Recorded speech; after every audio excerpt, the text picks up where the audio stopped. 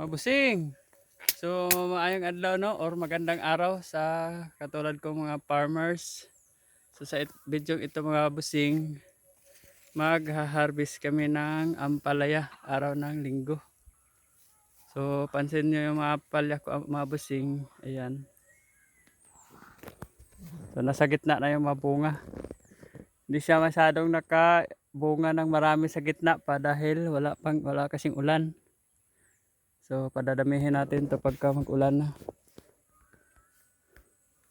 So, gabi talaga yung init dito.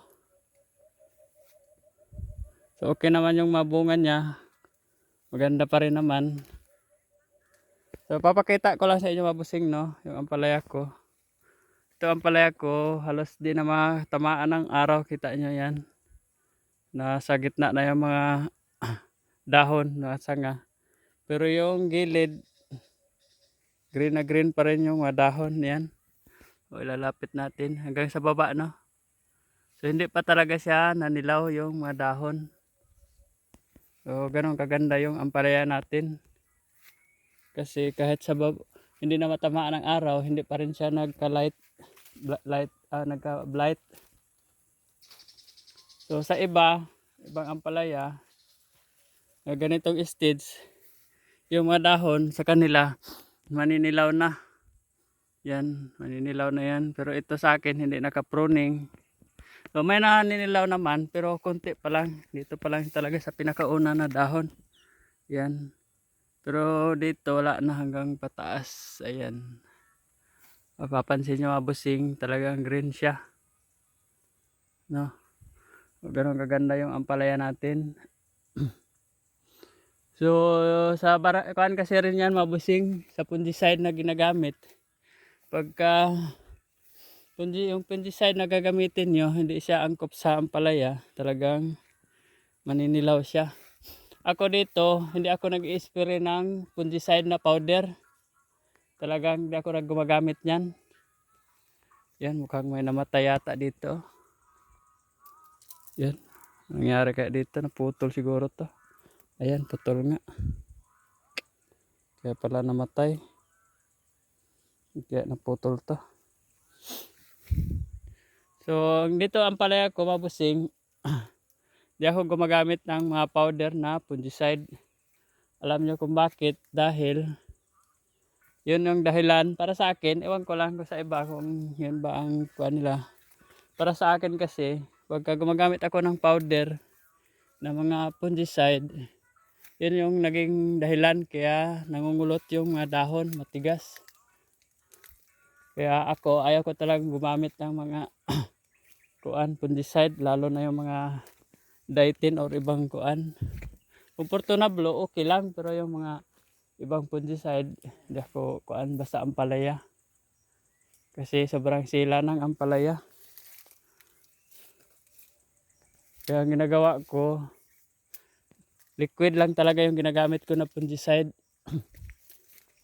So kung organic yung gagamitin ko, mahika. Pero kung synthetic, kuan, Ortibatap, Score, Amistar, or kuan, Cabrio. So marami nang nasa ano. Yun yung ginagamit ko mga busing. Pagka fungicide ang ini-spray. Kaya hindi ako gumagamit ng powder. So mapakikita nyo naman mabusing, talagang sobrang na dito. Hindi na matamaan ng araw. Pero yung ampalaya ko, simula baba hanggang taas, wala pang nanilaw. O ganun kaganda no, basta tama yung fungicide na gagamitin nyo. Kasi kalimitan talaga sa ibang ampalaya nakikita ko sa baba, tulad nyan, sa baba maninilaw na yan yung mga unang mga dahon. Pero itong akin talagang hindi pa siya nanilaw.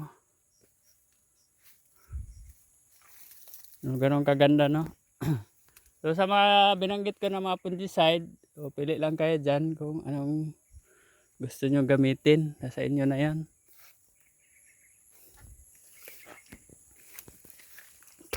Kasi yung sa akin, ito lang talaga. Yan lang talaga yung nagamit ko, mga liquid lang na fungicide. So sana to sa sunod na linggo mga bossing, marami ng bunga siguro. Kasi magdidilig na ako bukas or mamaya. Dahil kawawa na talaga yung ampalaya pagka hindi madiligan. Tuyong-tuyo na yung lupa oh. Tingnan nyo mga bossing oh. Oh. Sobrang tuyo ng lupa. Wala na kasing ulan. Sana ulanin naman kami dito. Para naman magkakuan yung mahalaman namin. Hindi naman malakas na ulan. Ang kuan lang sana kahit makaulan man lang. Ang problema nandun sa Luzon lahat. Inubos nila yung ulan. Di sila nagtira sa amin. So yung sa Luzon naman nagpo-problema rin sila. Dahil sa sobrang ulan. Kawawa rin no. Dahil wala na rin tigil yung baha at bagyo. Yun yung mahirap din. So sa natamaan ng mga bagyo, mag-igat kayo dyan. Dahil malakas-lakas yung bagyo ngayon. So tingnan nyo sa taas mga bossing yung aking ampalaya. Kung gaano kaganda yung ibabaw. So ganun siya kaganda no. Yan. Wala na lang talaga ang kulang dito. So yun lang mga ka-farmers no. Bahagi ko lang yung aking ampalaya sa pag-harvest namin. So hanggang sa muli. Paalam.